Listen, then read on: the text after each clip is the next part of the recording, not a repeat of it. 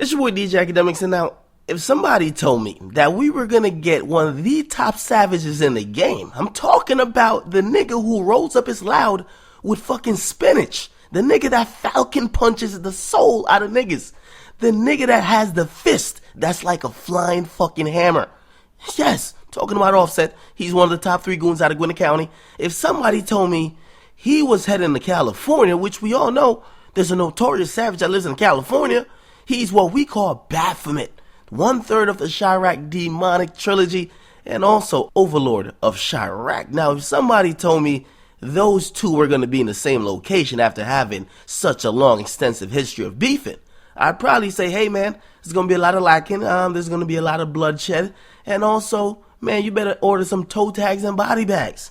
These Negroes about to get it popping. Now, both Chief Keef and also Offset, they don't look like two niggas that really do too much talking.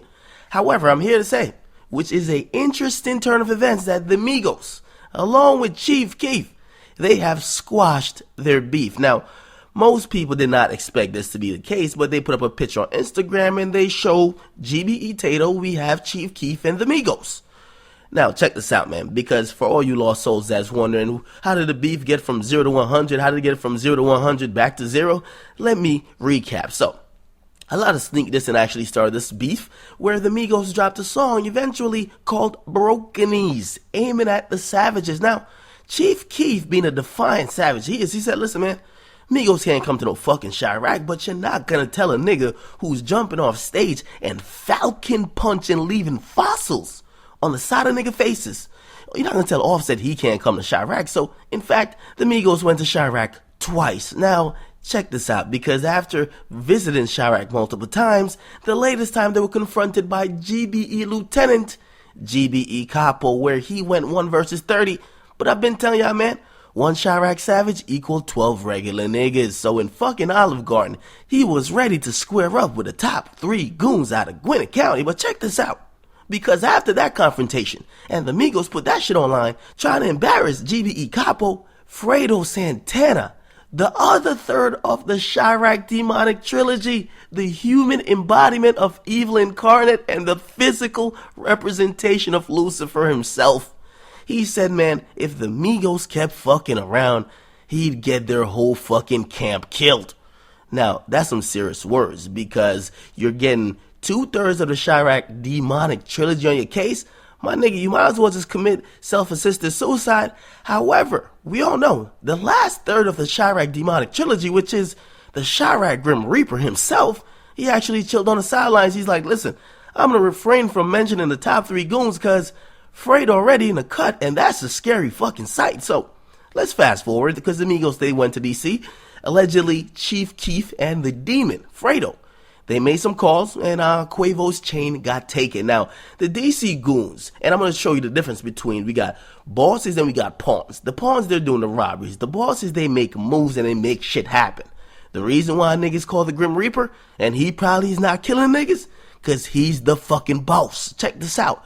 Because the DC goons were the pawns. They ran up in there, they actually snatched the chain, and then afterwards, after one of the DC goons said he almost got killed 6 different ways in 6 different days, which I'm like, god damn, nigga, that's what you call a fucking bad week. They started snitching on each other, well, talking about Fat Trell got the 3-ring chain, and I'm like, this is kind of disorganized. So now we're caught up.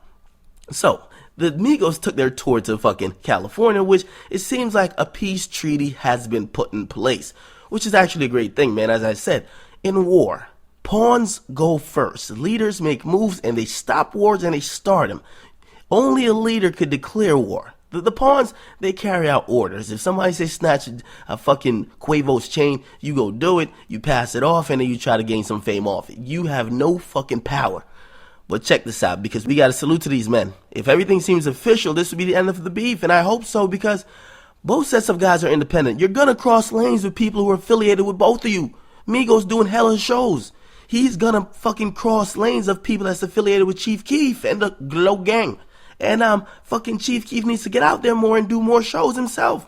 So he's going to come across people that's fucking affiliated with fucking Offset.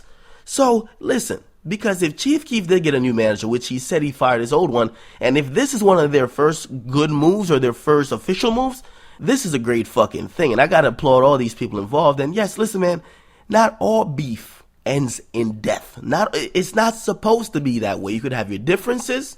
It doesn't look like there was nothing too much other than a little bit ego damage on both sides, which I think both sides handle themselves pretty well. Listen, from The Wired, remember this line was like, there's wins and losses on both sides.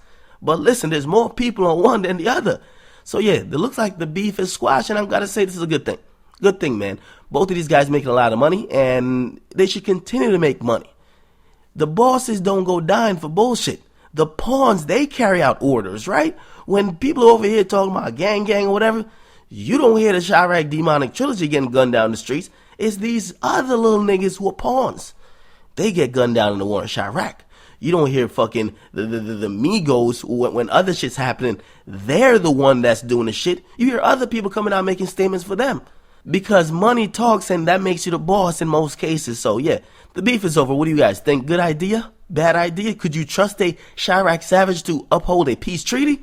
I mean, you can't really trust a Chirac. You could trust a Chirac Savage just as far as his hand could get to his gun. Nah, it's not gonna work. But we're going to give it a chance. Even though I usually say, listen, man, with Chirac Savages, karma is only one lack away. So we'll see what happens. You guys get in the comment box. Weigh in who won, who lost. Great idea. Good job for both teams. And you guys let me know. It's your boy DJ Akademiks. I'm out.